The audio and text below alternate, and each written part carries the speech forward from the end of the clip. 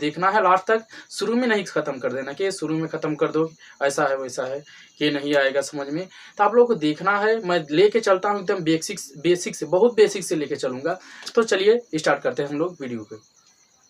सबसे पहले हमारे पास जो चैप्टर है, चैप्टर फर्स्ट इसका है, सिलेबस डिस्कशन हम लोग कर लिए हैं। सिलेबस डिस्कशन वाला जो पहला वीडियो था अपलोड कर दिया हूँ चैनल पे, आप लोग जाके देख लीजिए कौन कौन सा चैप्टर है, कितना क्या क्या आता है, वो चीज़ आप लोग देख लीजिएगा। तो चलते हैं हम लोग स्टार्ट करते हैं। नंबर सिस्टम, नंबर सिस्टम मतलब होता है संख्या पद्धति। अच्छा बताइए, जब हम लोग चैप्टर स्टार्ट कर रहे हैं नंबर सिस्टम का, तो सबसे पहले हमें जरूरी होना चाहिए, जानना चाहिए कि नंबर आखिर होता क्या है। नंबर्स, सबसे पहले हम लोग बात करेंगे नंबर्स। नंबर्स यानी संख्या। संख्या क्या होती है? देखिए, संख्या जो मिलकर बनती है हमेशा अंकों से मिलकर बनती है, यानी डिजिट से मिलकर बनती है संख्या। अच्छा, अंक कितने प्रकार के होते हैं? अंक हमारे पास होते हैं 10, यानी अंक कितने होते हैं? टोटल 10। 10 में कौन कौन से अंक आते हैं? संख्या किससे मिलकर बनी होती है? अंकों से मिलकर बनी होती है। अंकों से मिलकर बनी होती है, बनी होती है। अच्छा, एक चीज आप लोग कीजिएगा, एक काम करिएगा कि जो चीज हम बोल रहे हैं यहाँ पे वो लिख लीजिएगा, ताकि आप लोग को याद रहे, सब कुछ समझ में आए। लिख लेंगे तो आप लोग को ज्यादा समझ में आएगा। क्या होती है नंबर्स? यानी संख्या। संख्या अंकों से मिलकर बनी होती है। अच्छा, अंक कौन कौन से होते हैं? अंक सभी लोग जानते हो, अंक हमारे पास डिजिट होते हैं 0, 1, 2, 3, 4, 5, 6, 7, 8, 9। इन 10 अंकों से मिलकर पूरी की पूरी संख्या बनी है। चाहे जितनी बड़ी संख्या लिख लीजिए आप लोग, यही 10 अंक मिलेंगे आप लोग को, चाहे जितनी बड़ी संख्या लिख लीजिए। तो संख्या अंकों से मिलकर बनी होती है। अंक हमारे पास कितने होते हैं? 10 होते हैं, 10 अंक होते हैं। अब हम लोग देखते हैं, जैसे हमारे पास एक संख्या लिखी गई है, जैसे हम लोग संख्या लिख दे रहे हैं कितना? 45 में क्या होता है? इसको हम लोग बोलते हैं यूनिट डिजिट, यानी इकाई अंक। इसको क्या बोला जाता है? यूनिट डिजिट, या फिर हम लोग इसको बोलते हैं क्या? इकाई अंक। क्या बोला जाता है? इकाई अंक। अच्छा, इसको हम लोग बोलते हैं दहाई अंक। 4 इसमें क्या होगा? दहाई वाला अंक, दहाई अंक। या फिर इसको हम लोग बोलते हैं 10th डिजिट। क्या बोला जाता है? 10th डिजिट,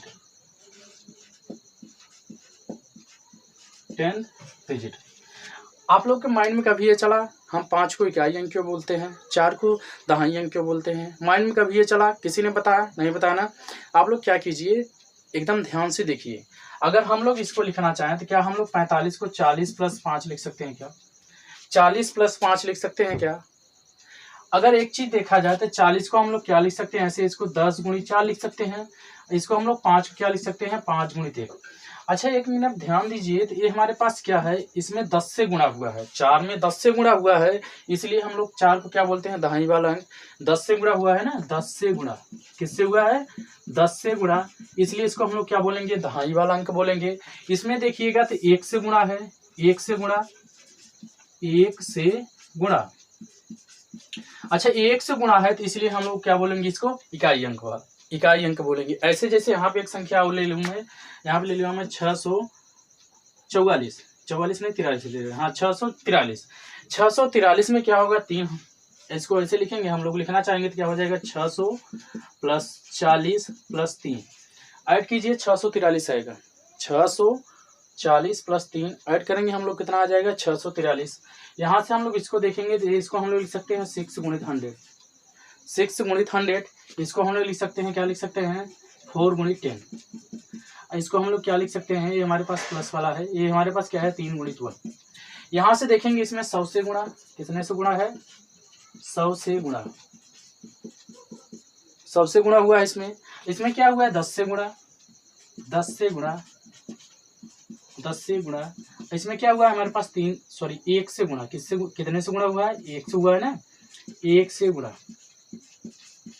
1 से गुणा। यहाँ 100 से गुणा है, इसलिए हम लोग इसको सैकड़ा वाला अंक बोलते हैं, या सैकड़ा का अंक बोलते हैं, या 100 डिजिट बोलते हैं। यहाँ 10 से गुणा है, इसको हम लोग 10th डिजिट या इकाई अंक बोलते, सॉरी दहाई अंक बोलते हैं। यहाँ क्या हुआ है? 1 से गुणा हुआ है, इसलिए इसको हम लोग क्या बोलते हैं? यूनिट डिजिट यानी इकाई अंक बोलते हैं। अब हम लोग चलते हैं अपने अगले टॉपिक पर। ऐसे जैसे हमारे पास है 6554, ऐसे लिख दे रहा हूँ मैं 6500, चलो दूसरी संख्या 32, 6532। इसको हम लोग क्या बोलेंगे? 1000। 1000 इसलिए बोलेंगे, इसको क्या हम लोग लिख सकते हैं, क्या है 6000 प्लस इसको 5 को ऐसे लिख सकते हैं 500 प्लस इसको लिख सकते हैं 30 प्लस 2, सभी को ऐड करोगे कितना आएगा 6532, 6532 आएगा। इसमें देखा जाए तो ये हो जाएगा 6 गुणित 100, 100 एंड 1000, यहाँ पे 1000 1000 से गुणा हुआ है। यहाँ पे देखो इसको हम लोग फिर से लिखेंगे 5 गुणित 100, यहाँ पे फिर से हम लोग इसको लिखेंगे 3 गुणित 10, ये हमारे पास क्या हो जाएगा 2 गुणित 1। ये देखिए हमारे पास क्या है 6 में 1000 से गुणा यानी 1000 से गुणा, इसलिए इसको हम बोलेंगे ये हमारे पास किस पे 1000 वाला अंक बोलते हैं। ये हमारे पास सैकड़ा वाला अंक हो जाता है, ये हमारे पास दहाई वाला अंक हो जाता है, ये हमारे पास क्या हो जाता है इकाई वाला अंक हो जाता है। ये होता है नंबर सिस्टम का सबसे बेसिक टॉपिक। चलिए अब हम लोग चलते हैं अपने अगले टॉपिक पर, ध्यान दीजिए आप लोग भी बोर्ड पर। हम लोग नंबर्स के बारे में जान लिए, अब आते हैं हम लोग नंबर सिस्टम यानी संख्या पद्धति क्या होती है। संख्या पद्धति।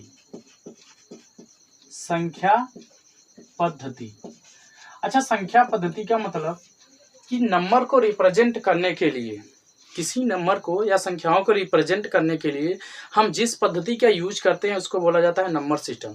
जैसे नंबर सिस्टम हमारे पास कई प्रकार से हो सकता है, संख्या पद्धति कई प्रकार की होती है, जैसे बाइनरी सिस्टम होता है, डेसिमल सिस्टम होता है। बेसिकली जो हम लोग यूज करते हैं डेसिमल सिस्टम यूज करते हैं। तो नंबर सिस्टम मतलब क्या होगा कि नंबरों को यानी संख्याओं को रिप्रेजेंट करने के लिए हम जिस पद्धति का यूज करते हैं उसको क्या बोला जाता है नंबर सिस्टम। तो यहाँ पे लिख सकते हैं हम लोग संख्याओं को प्रदर्शित करने के लिए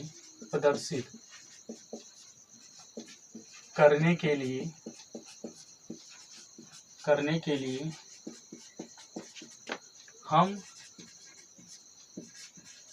जिस पद्धति का यूज करते हैं, जिस पद्धति का उपयोग करते हैं, यूज मतलब उपयोग करते हैं, उसे क्या बोला जाता है नंबर सिस्टम। उसे नंबर सिस्टम कहते हैं। उसे क्या कहते हैं, उसे नंबर सिस्टम कहा जाता है। नंबर सिस्टम कहा जाता है यानी संख्या पद्धति कहा जाता है।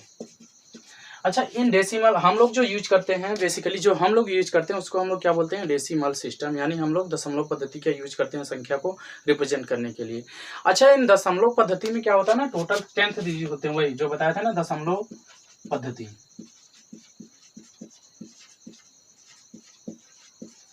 ज्यादा इनके बारे में डीप से नहीं जा रहे हैं हम लोग। दशमलव पद्धति में जो संख्याएं हम लोग यूज करते हैं, मतलब कि संख्याओं को रिप्रेजेंट करने के लिए टोटल डिजिट यूज करते हैं वो 10। वो 10 आप लोगों को लिख दिया था मैंने, 0 1 2 3 4 5 6, यहाँ से आ जाएगा 6, यहाँ पर हो जाएगा 7 8, उसके बाद फिर लास्ट में 9, यानी टोटल 10 यानी अंक हम लोग यूज करते हैं संख्या को प्रदर्शित करने के लिए। अब आ जाते हैं हम लोग, ये हमारे पास संख्या होती क्या क्या है। सबसे पहले हम लोग पढ़ेंगे नेचुरल नंबर यानी प्राकृतिक संख्या। क्या पढ़ेंगे हम लोग, नेचुरल नंबर, प्राकृतिक संख्या। प्राकृतिक संख्या, नेचुरल नंबर्स। देखिए, प्राकृतिक संख्याएं वो संख्या होती हैं जो हमें नेचर से मिली होती है, यानी प्रकृति से मिली होती हैं। आप किसी को भी कर दीजिए कि वो काउंट करे तो हमेशा स्टार्ट करेगा, कह लीजिएगा आप लोग बगल में जिसके बैठे हैं आप लोग तुरंत कहिए कि आप काउंटिंग कीजिए, वो खड़े हो जाइए, गिनती काउंटिंग कीजिए, तो हमेशा काउंट करेगा, जीरो नहीं लेगा, वो लेगा 1 2 3 4 5 6 7 8, ऐसे ऐसे काउंट करता चला जाएगा। यानी ऐसी संख्याएं जो हमारे पास प्रकृति से उपलब्ध है, यानी प्रकृति से हमें मिली है, उसको हम लोग बोलते हैं प्राकृतिक संख्या। ऐसी संख्याएं प्रकृति से मिली है। कहाँ से मिली है, प्रकृति से मिली है, मिली है।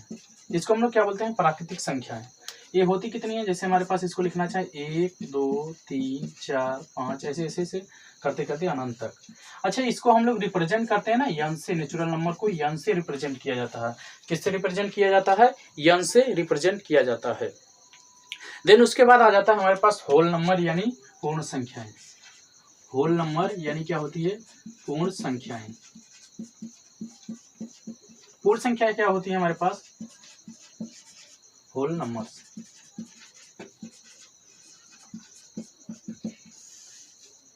इसी अगर नेचुरल नंबर में हम लोग जीरो ऐड करते, जीरो को लिख दें तो क्या हो जाएगी हमारे पास? पूर्ण संख्या। यानी जीरो से लेकर इन्फिनिटी तक हम लोग क्या बोलते हैं इसको? पूर्ण संख्या। 0, 1, 2, 3, 4, 5 देन अनलिमिटेड। यहाँ से हो जाएगा हमारे पास। इसको हम लोग रिप्रेजेंट करते हैं W से। होल नंबर को किस संख्या से रिप्रेजेंट किया जाता है? किस अक्षर से रिप्रेजेंट किया जाता है? W से। और इसको क्या से मतलब किस चीज से रिप्रेजेंट किया जाता है? N से रिप्रेजेंट किया जाता है। अब हम लोग आ जाते हैं इंटीजर्स पे यानी पूर्णांक पर। पूर्णांक हमारे पास क्या होती है? पूर्णांक जो होता है माइनस इन्फिनिटी से लेकर प्लस इन्फिनिटी तक, यानी माइनस से संख्या उठाइए प्लस तक चले जाइए, जहां तक आपकी मर्जी हो वो सब क्या होते हैं? इंटीजर्स यानी पूर्णांक होते हैं। तो पूर्णांक में आप लोग क्या लिखना है? माइनस इन्फिनिटी से लेकर प्लस इन्फिनिटी तक आने वाली सभी संख्याओं को हम लोग क्या बोलते हैं? पूर्णांक बोला जाता है। उसमें लिख देना पूर्णांक, यहाँ लिख दे रहे हैं हम पूर्णांक। माइनस इन्फिनिटी से लेकर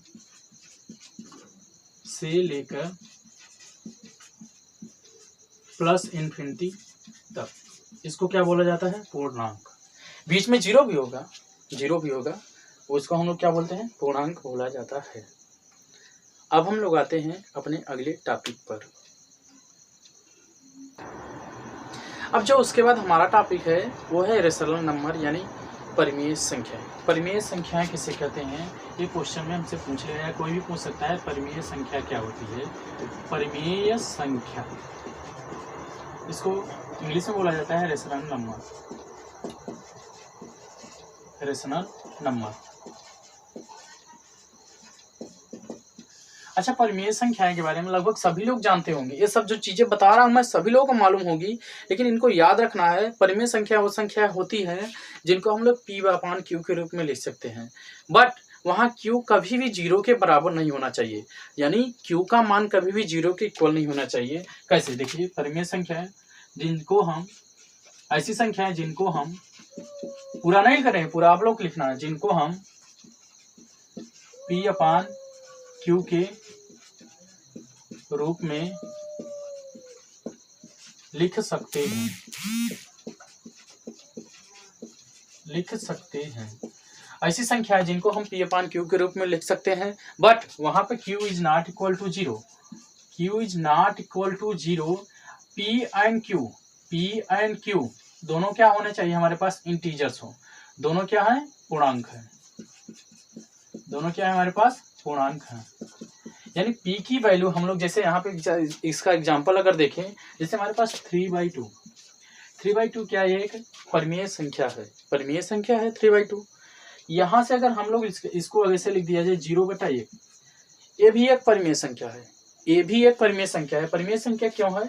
क्योंकि यहाँ कहीं कंडीशन में नहीं दिया है कि P हमारा क्या है? जीरो के बराबर नहीं होना चाहिए, बस Q के लिए दिया है। तो Q हमारा हो सकता है जैसे ऐसे यहाँ पे दे दिया जाए 2/0, यानी 2/0, यहाँ 2/0, तो ये हमारे पास परिमेय संख्या नहीं होगी, क्योंकि यहाँ Q की जो वैल्यू दे दिया है जीरो के इक्वल दे दिया है।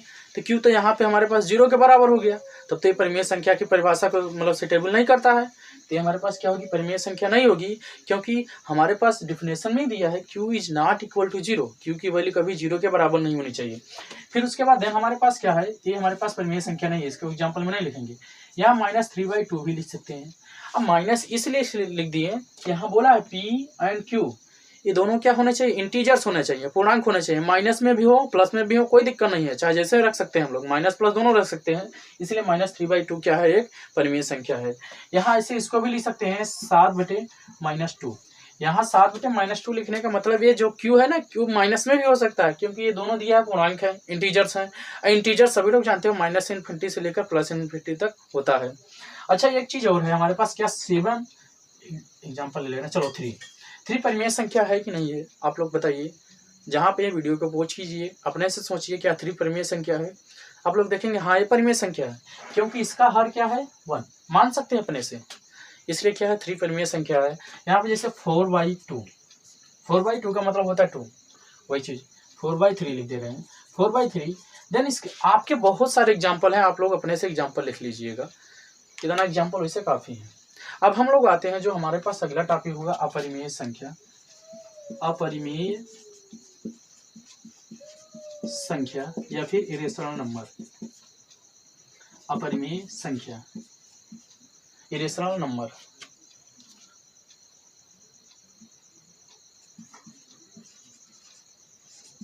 इंग्लिश में हो सकता है लिखने में कुछ मिस्टेक हो जाए। इरेशनल नंबर, अपरिमेय संख्या। अपरिमेय संख्या वे संख्याएं होती हैं जिनको हम P अपान Q के रूप में नहीं लिख सकते हैं। अपरिमेय संख्याएं वे संख्याएं होती हैं जिनको हम P अपान Q के रूप में नहीं लिख सकते हैं। कैसे, ध्यान दीजिए। जैसे हमारे पास एक संख्या लिख दूं √3, √3।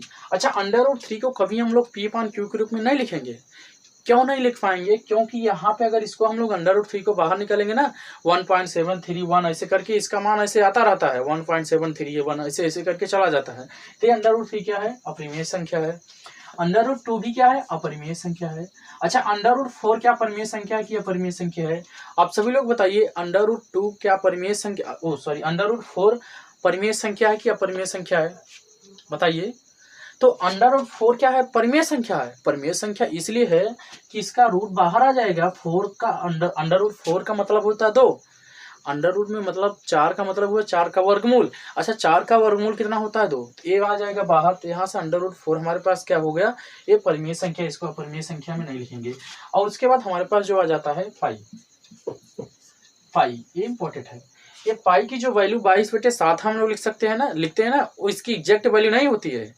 पाई की एग्जैक्ट वैल्यू नहीं होती है 22/7, तो उसके लेकर मतलब कि उसको हम लोग क्या बना देते हैं, उसमें निकटतम मान में लिख देते हैं 22/7। पाई की एग्जैक्ट वैल्यू क्या है? 3.141441 फिर ऐसे करके चलता रहता है। तो ये हमारे पास पाई भी क्या है? अपरिमेय संख्या है।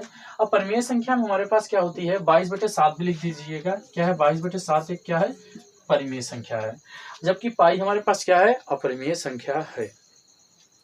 अब हम लोग आते हैं, हमारे पास अगला जो टॉपिक है धन पूर्णांकों का योग, यानी धन पूर्णांकों को जोड़ने का नियम जो है, जैसे आप लोग सभी लोग जानते हैं समवर्ग नियम क्या होता है। इन सब चीजों के बारे में हम लोग डिस्कशन करेंगे। जो अगला हमारे पास टॉपिक है, देखिए हम जो पढ़ाते हैं ये हम पढ़ा रहे हैं आप लोगों के एनसीईआरटी पैटर्न 2020 और 21 के लिए है। ये जो हमारे पास किताब है ना, हम मनहोरे से पढ़ाते हैं। ये जो मनहोरे की बुक है, मैं भी आप लोगों को ये सजेस्ट करता हूँ कि आप लोग अगर पढ़ रहे हैं तो मनहोरे की बुक से पढ़िए। आप लोग देखेंगे इसमें क्वेश्चन की क्वांटिटी भी ज़्यादा होती है और क्वालिटी भी क्वेश्चन की बहुत अच्छी होती है। तो इस किताब से ही पढ़िए, बहुत बेस्ट बुक है मनहोरे की। तो इसी से हम पढ़ाते हैं, इसी से आप लोगों को सब चीज़ बता रहे हैं। तो जो इसमें अगला जो हमारे पास टॉपिक है धन पूर्णांकों का, जो हमारे पास अगला टॉपिक है क्या है? धन पूर्णांकों के जोड़ने का नियम। टोटल 4 नियम होंगे। आप लोग सभी लोग इस नियम के बारे में जानते हैं। पहला नियम हमारे पास क्या है? समवर्ग नियम। समवर्ग का नियम क्या होता है? ये मल्टीप्लाई के लिए भी होगा, मतलब गुणा के लिए भी होगा। ये हमारे पास जोड़ के लिए भी होगा, घटाना के लिए भी होगा, भाग के लिए भी होगा, सबके लिए होगा। तो समवर्ग के एक के लिए देख ले रहे हैं, उसके बाद बाकी सबके लिए आप लोग वैसे यूज कर सकते हैं। देखिए समवर्ग नियम क्या कहता है? अगर किसी भी हम लोग दो पॉजिटिव इंटीजर को जोड़ते हैं ना, यानी धनात्मक पूर्णांक को जोड़ते हैं, तो जो हमारे पास देन उसका जो निकलता है योगफल जो भी निकलेगा ना, वो हमेशा क्या होगा? एक इंटीजर ही होगा, पॉजिटिव इंटीजर ही होगा। कैसे? देखिए जैसे हमारे पास क्या है, यहाँ ले लिया 5 + 3, ये हमारे पास क्या हुआ? 8 देखेंगे तो आप 8 भी क्या है? इंटीजर है और पॉजिटिव इंटीजर है। जैसे यहाँ पे 3 + 2, ये हमारे पास कितना आ गया? 5, ये भी क्या है? पॉजिटिव इंटीजर है। इसके कहने का मतलब ये हुआ हमारे पास कि जब हम दो धनात्मक पूर्णांकों को जोड़ते हैं तो उनका योगफल हमेशा क्या होता है? धनात्मक ही आता है, धनात्मक पूर्णांक ही आता है। यानी जब हम दो धनात्मक पूर्णांक यानी धनात्मक संख्याओं को पूर्णांकों को जोड़ते हैं तो जो उसका योगफल आता है हमेशा धनात्मक संख्या ही आती है। अगला हमारे पास जो नियम है, अगला नियम हमारे पास है समवर्ग नियम के बाद हमारे पास जो है उसका क्या बोलते हैं हम लोग? साचर नियम या फिर क्रम विनिमय नियम। पहले सबसे पहले हम लोग पढ़ते हैं क्रम विनिमय नियम। क्या पढ़ते हैं? क्रम विनिमय नियम। क्या हमारे पास? क्रम विनिमय नियम। दूसरा हमारे पास क्या है? क्रम विनिमय नियम। क्रम विनिमय नियम। अच्छा, इस नियम का मतलब क्या होता है? कुछ ये नियम से ना घबराइए, नियम का मतलब कुछ नहीं। जैसे यहाँ पे इस नियम का मतलब हो जाए, हमारे पास दो धनात्मक पूर्णांक है। जैसे हमारे पास दो धनात्मक पूर्णांक है a + b, मान ले रहे पहला पूर्णांक a है, दूसरा क्या है? b है। अगर इसको जोड़ा जाए तो a + b, जो बराबर होगा b प्लस ए के भी बराबर होगा। यानी अगर ध्यान दिया जाए, ध्यान से समझो, तो ये हमारे पास 4 प्लस 3 ले लिया, तो क्या 3 प्लस 4 भी लिख सकते हैं क्या? इसको योग करो, इसका भी मान 7 आएगा, इसका भी मान 7 आएगा। कैसे? जैसे हमारे पास है 3 प्लस 2, इसको हम लोग 2 प्लस 3 भी लिख सकते हैं। कहने का मतलब, इस नियम का मतलब यही होता है कि अगर 3 प्लस 2 है, इसको हम लोग 2 प्लस 3 भी लिख सकते हैं, और इसका योगफल क्या होगा, यानी इसको हम लोग उलट पलट के भी लिख सकते हैं। ये हमारे पास क्या होता है? क्रम विनिमय नियम। उसके बाद हमारे पास जो तीसरा नियम होता है, साहचर्य नियम। साहचर्य नियम कौन सा नियम होता है? साहचर्य नियम। साहचर्य नियम तीसरा हमारे पास क्या होता है? साहचर्य नियम। साहचर्य